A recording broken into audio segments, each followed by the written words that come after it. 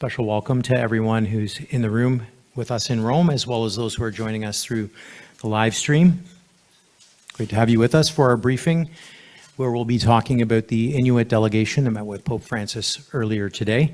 And we'll follow a similar process for our previous briefing with the Métis delegation, where we'll have some brief remarks from each of our guests on the stage, and then we will have a brief period of Q&A. So to introduce the speakers that you'll be hearing from this afternoon, first we have President Nathan Obed, who is the president of the Inuit Tapirit Kanatami. Next to President Obed is Martha Greig, who's a member of the Inuit delegation. Next to Martha, we have Archbishop Richard Gagnon, who's the Archbishop of Winnipeg, and briefly introduced the delegation this morning at the meeting. And next to Archbishop Gagnon, we have Bishop William McGrattan, who is the Vice President of the Canadian Conference of Catholic Bishops. Welcome to all our speakers, and with that, I'll hand things over to President Obed. Thank you. We had our hour-long encounter with the Pope this morning at 11 a.m. We have a delegation of 8 that went to the palace to have our conversation or our encounter. For Inuit, we had 2 parts of the delegation. One was the part that I was convening, which was on behalf of Canadian Inuit leadership. And there were a number of positions that Canadian Inuit wanted me to bring forward today on behalf of land claim regions and on behalf of Inuit leadership. And then there were a number of individuals who came with their own perspectives and wanted to convey their own personal messages from their Inuit communities to the Pope. So we had a diversity of conversation. The Pope was welcoming and very thoughtful and very engaged throughout the entire encounter. And we were very pleased with the way in which the meeting unfolded. In relation to the content of the meeting, there were a number of conversations about faith and about the ongoing presence of the Catholic Church in Inuit Nunangat. There was a lot of conversation about residential schools and the negative impacts of residential schools on Inuit and the intergenerational trauma aspect of residential schools. There were also positive conversations about the role that the Catholic Church can play in reconciliation and also in Inuit communities moving forward. For the national Inuit positions, there really were 3 primary concerns that we brought forward. The first was in relation to an apology, and we invited the Pope to Inuit Nunangat as a part of the larger call to action 58 from the TRC, which calls for the Pope to come to Canada to apologize to Indigenous peoples in relation to the role that the Catholic Church played in residential schools. The Pope was kind enough to say how much he wished that will come to pass. We look forward to further conversations with the Catholic Church about whether or not that is an opportunity in the near future. We then also talked about the Indian Residential School Settlement Agreement from 2006 and the outstanding concerns that Inuit have about the Catholic Church's implementation of that particular settlement agreement and the gap in compliance on certain issues by the Catholic Church, especially considering the outstanding $25 million restitution, of only which $3 million has been paid. We recognize that the Catholic Church has a fundraising campaign in relation to this particular part of the residential school settlement agreement, but we would like to see more immediate action. We also, in relation to TRC and in relation to the ongoing work on reconciliation, asked that the Catholic Church work with us in partnership on the emerging challenge and the heartbreaking challenge of Indigenous children that are being found on residential school properties in unmarked graves. And this was not necessarily in relation to one thing. It's not just records. It's not just compliance to TRC or to the Indian Residential School Settlement Agreement. It's also the good faith to use the Catholic Church's resources to help in any way that that they can possibly help, to ensure that we find closure and we find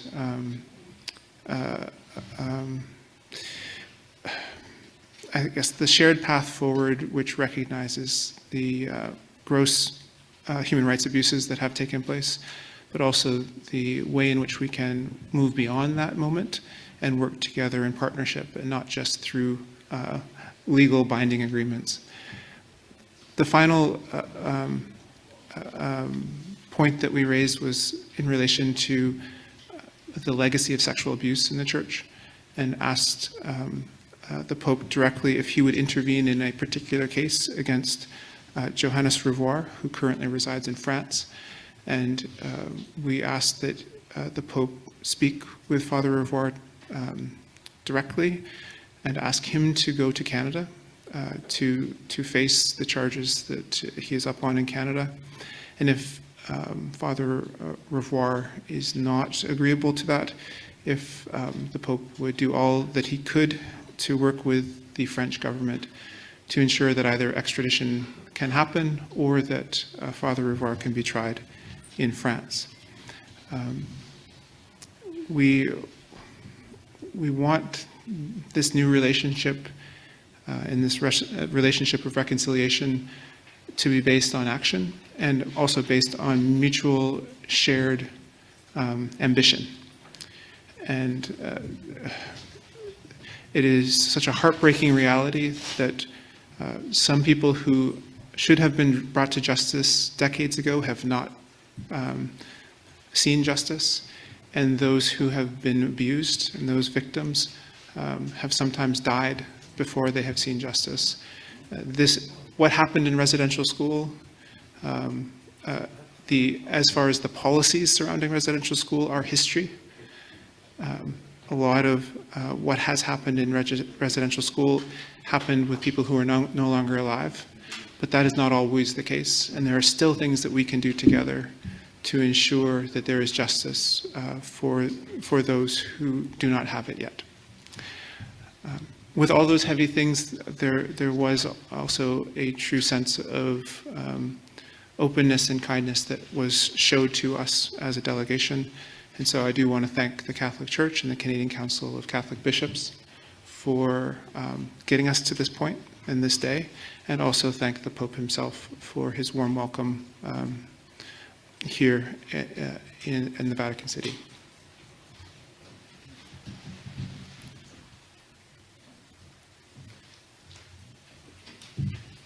Martha, did you want to offer a few reflections? Hi, my name is Martha Greig. I'm from northern Quebec, Coutuac, northern Quebec. I'm also a former residential school survivor. And I'm very humbled and honored to have been chosen to be a delegate / health support. So it's very humbling. What I told the Pope is that there is need for people to heal, and there has to be a point of forgiveness from both parts, both parties. Because if you don't forgive, it eats at you, and though you don't forget, there has to be a clean, a healing movement along with the people and the Catholic people, the churches. So that's something that is really needed to work hand in hand so that our people can rise from all the hurts that's been done to them. So that is something that we working together and have respect for one another through love, and have a lot of faith prayers going towards this is something that I told him.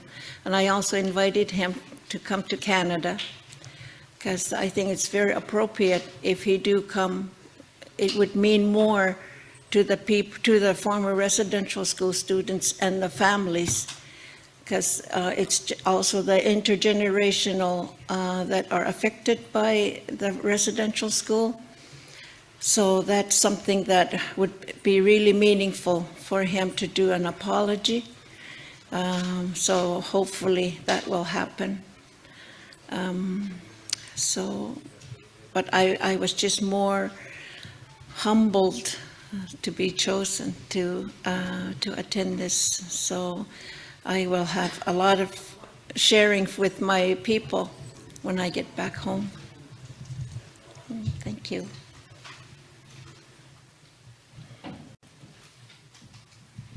Thank you. The meeting we had this morning was very, we use the word intimate. I think that might be a good word to use. It was a listening session, if you will. The point was a private encounter with the Holy Father, and the whole atmosphere was one of listening to what was said. And the Holy Father paid close attention to what President Obed addressed to him, as well as the various members of the delegation. We entered the room, he greeted each one personally at the door, like you would if someone was coming into your home, so to speak. And then we sat down in a semicircle, and we had a spiritual beginning. And then we had the various statements that were made. It was very calm. Sometimes an atmosphere of calmness and even silence can be very positive too, you know, and I think that there was that kind of attentiveness that was there. It was friendly and openness, and the Holy Father spoke a little bit to those who came.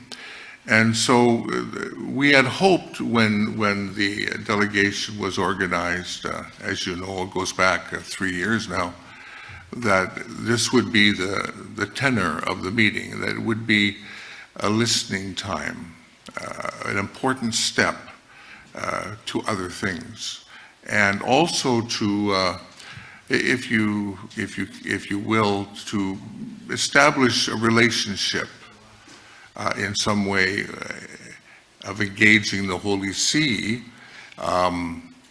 in this great Canadian challenge and project of reconciliation in the country. And so the bishops were positive about it, what occurred, and very grateful for the graciousness and the honesty of the delegates who so respectfully but honestly stated what they felt was important to say. And the Holy Father appreciated that. So it was sincere, the meeting, very unique. One could not help but feel that one was in well, I guess you might call it even in a sort of a historical moment. So it was a great privilege to be part of that.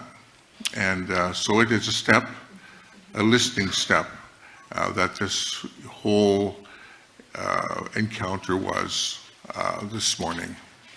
So, thank you.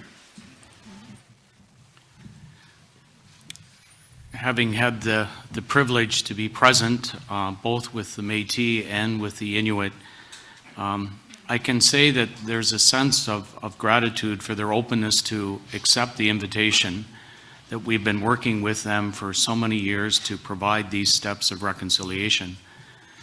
As President Obed said, it is just but the beginning, but it was recognized as important because conversation, being able for the Holy Father to listen to the stories of those who survived residential schools, to parents who have been seeing their young often affected through what we've come to know that this trauma affects other generations.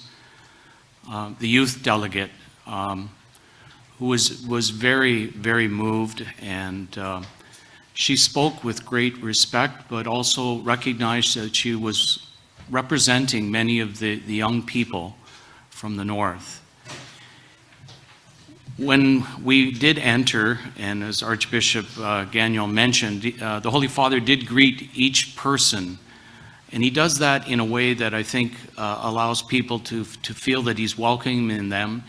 Yes, in a library that is somewhat, in many ways, extraordinary. We wouldn't see it every day in our lives, but he was very warm and engaging.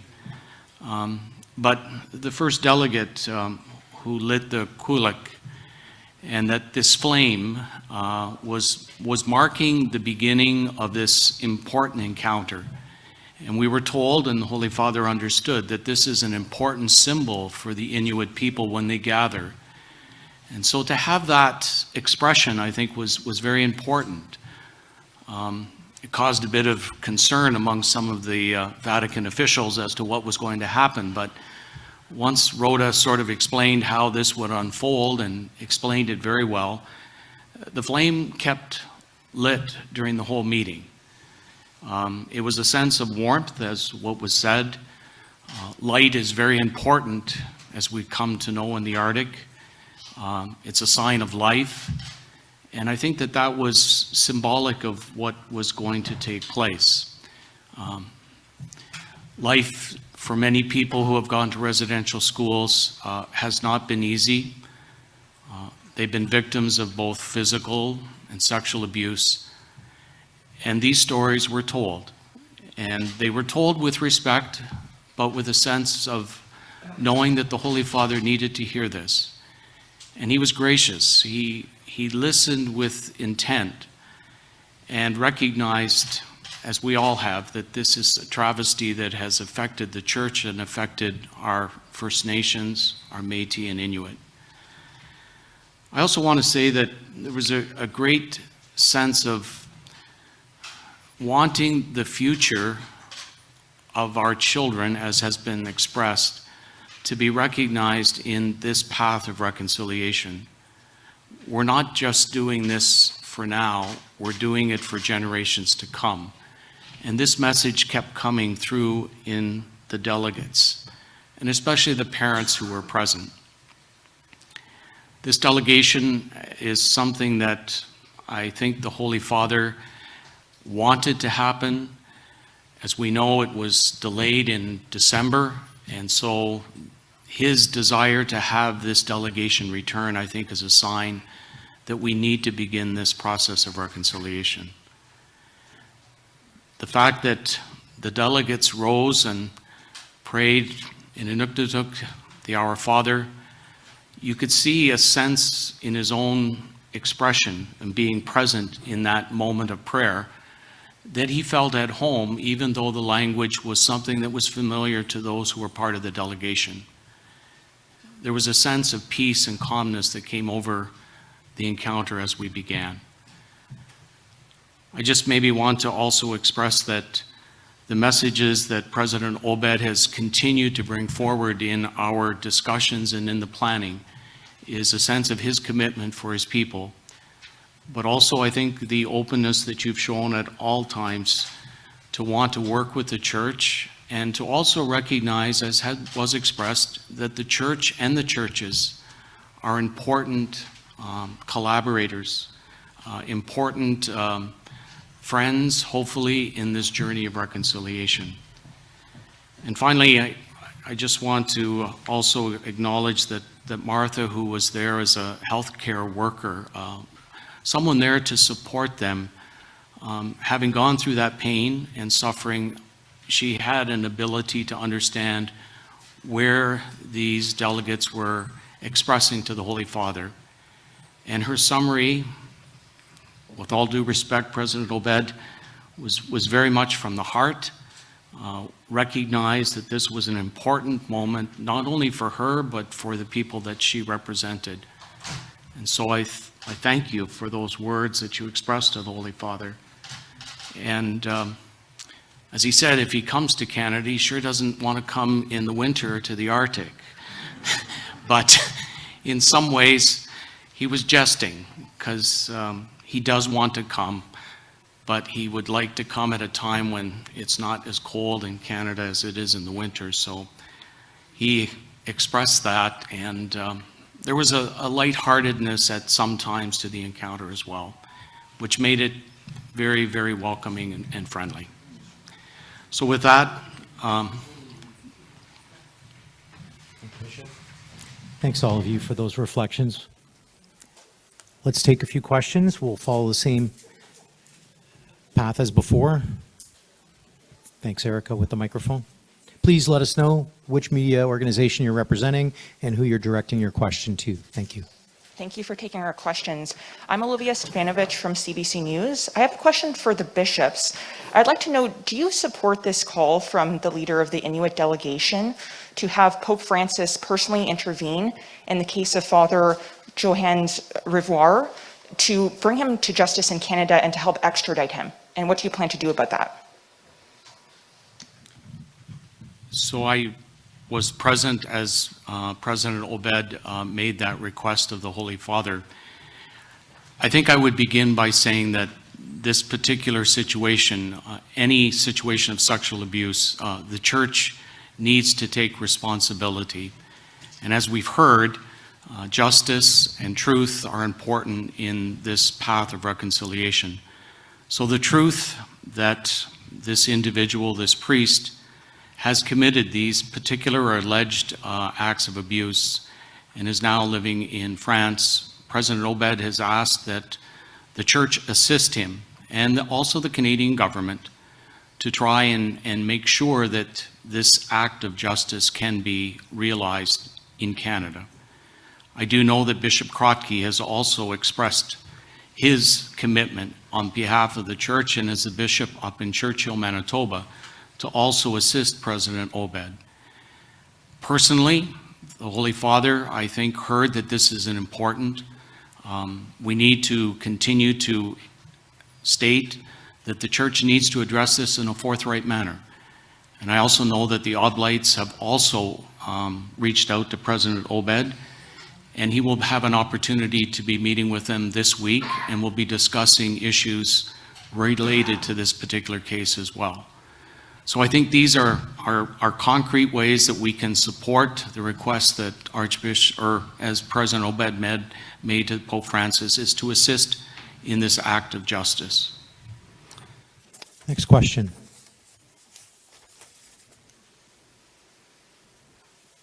Yep, over here.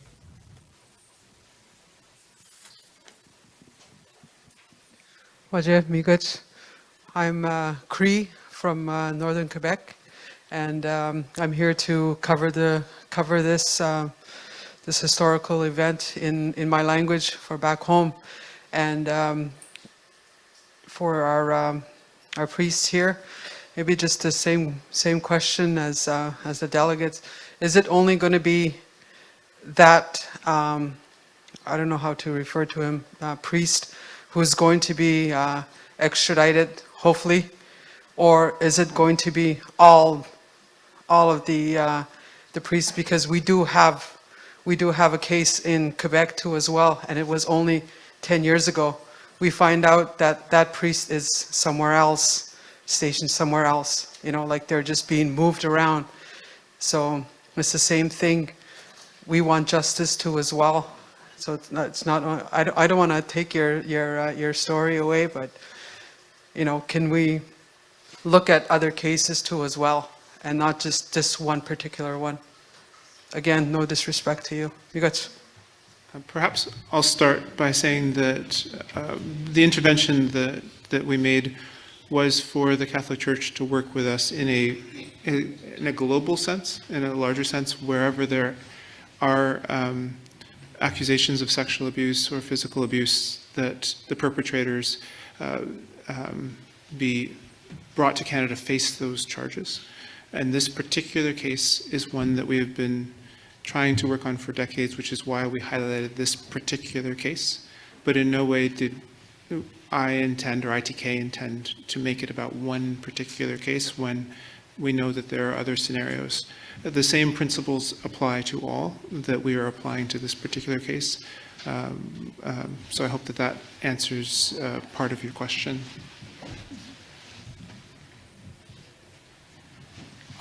Bishop, go ahead. No, I would follow up and agree with President Obed. This is just not one isolated case. And so I believe what I'm stating is that the church wants to work with the relevant justice authorities, whether they be international or Canadian.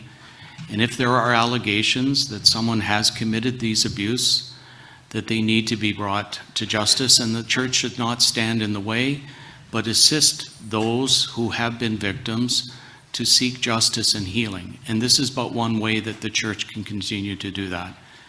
And we need to be aware more of these particular cases so that we can be an instrument, not that we're standing in the way, but we need to be an instrument that is more effective in allowing these particular situations and individuals to be brought to justice.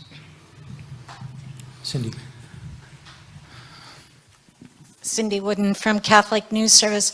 I saw in one of the interviews you did before coming that you acknowledged that not all the Inuit are supportive of this process or ready to engage in this process. Did you explain to the Pope, that how the reality in your community of, not everybody really thrilled yet with what the this engagement with the church, are not really ready for that step yet? And my second question is just a curiosity. Was there any kind of exchange of gifts? Thank you. In relation to the first question, I brought it up in my remarks in the full spectrum of the Inuit collective. There are many Inuit who are Catholics, who are practicing Catholics. Many people have a strong faith, and that is a very positive influence in their communities. There are then also many who are still struggling to have any sort of relationship with the Catholic Church because of the trauma that they themselves have experienced or the trauma that their loved ones have experienced. We know through the Truth and Reconciliation Commission, we know through the Murdered and Missing Indigenous Women and Girls Inquiry, we know through the type of work that Martha has been doing at the community level. We hear these stories about where people are, and people are in such different places. So there is no one position that can be taken that will take into account all of the Inuit collective. But at the same time, we know that there are a number of people who have told their elected officials that these are the paths that we want to take, and then we bring these paths forward on behalf of Canadian Inuit. So we do our best, but we also recognize that there's a complexity to this conversation and a complexity around faith. No matter if it's Catholic, no matter if it's Anglican or whatever faith it might be, and colonialism and human rights abuses, that is unfortunately just a central tenet of the relationship that the Church has had with Indigenous peoples in Canada and with Inuit specifically. We are here pushing back against that, and we hear the Church talking about wanting to be on that path with us. And so that is encouraging. In relation to gifts, yes, there were a number of gifts that were given by the delegation to the Pope. I do hope that there are some photos shared of the Pope wearing his new stole, I think it's called, yes. that was made of sealskin and presented to him today. There was also a rosary case made of sealskin. There were 2 carvings that were provided to the Pope, and then some personal messages that were delivered to him as well. So the Pope was very thankful for these gifts. He interacted with those people who had presented to him. And then each of the delegates received a gift on the way out from the Pope directly. So there was an exchange of gifts, and I think people were very thankful for not only the Pope's interest in what he received, but also his token of appreciation to the delegates. Right over here, Erica, thank you, just about 4 rows up.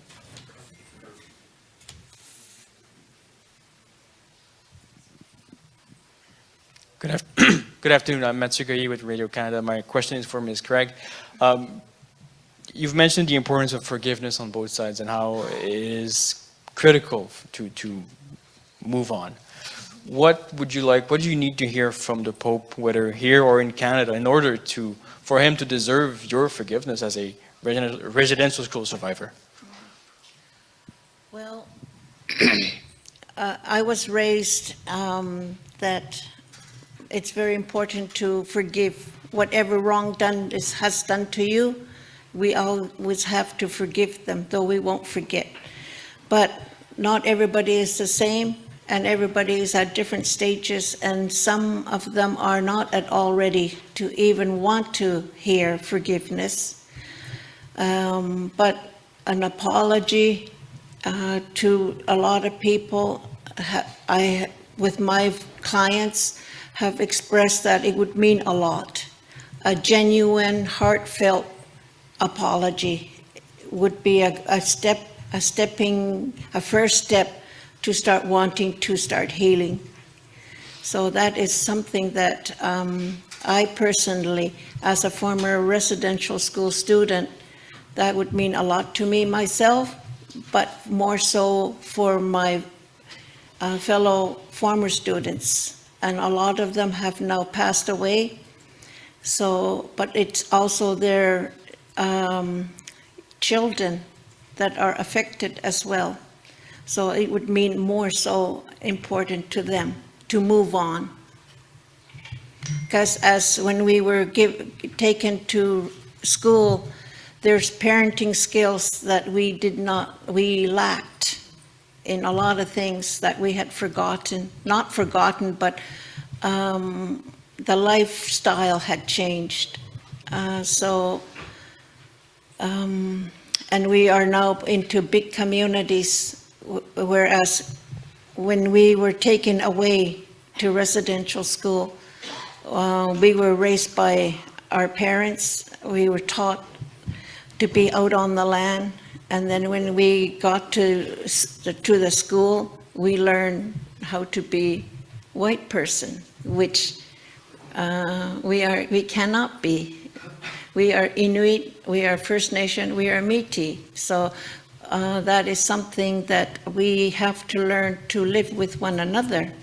And also us be given the right to live our way, the way we want to live our life.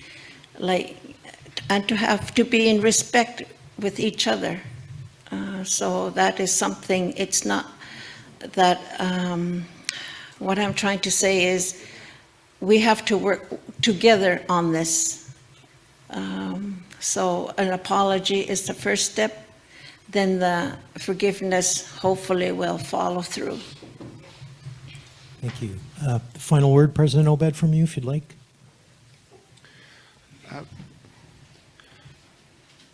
We really appreciate the opportunity, and we also appreciate that this story is being covered globally. This is a time for actions, and we have put some very clear actions forward to the Catholic Church and to the Canadian Council of Catholic Bishops, and we look forward to working in partnership with them to realize the actions that are necessary to bring reconciliation, to bring healing to communities, and to bring justice to those who have not had justice yet. We recognize that this is not just years in the making for this particular meeting, but this is an ongoing relationship between a global power in this particular place, and 51 small communities in Inuit Nunangat, and 65,000 Inuit in Canada. And we often, as Inuit, have felt powerless over time to sometimes correct the wrongs that have been done to us. We're incredibly resilient, and we are great at forgiving, as Martha has talked about. But we are still in search of the lasting respect and the right to self-determination and the acknowledgement of that right by institutions that have harmed us. And this is where we are in this moment, and we look forward to this new path, and we'll hold people accountable to the path that we say that we have a shared ambition to walk together on. Bishop McGrattan, final thought. Well, as President Obed said, we do need to find the way to walk together.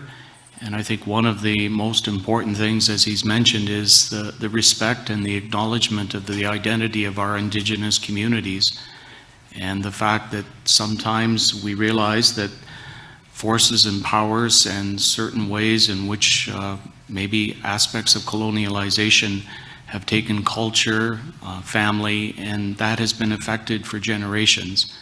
And this truth is coming out, maybe in ways that some of us are still trying to understand, but by dialoguing and listening, as President Obed has said, I think we're better able to understand the truth, and from that truth, the path of reconciliation, and as Martha said, hopefully healing and forgiveness. But we have to begin those steps in order to have people realize that this is something that God wants, a real sense of forgiveness and reconciliation.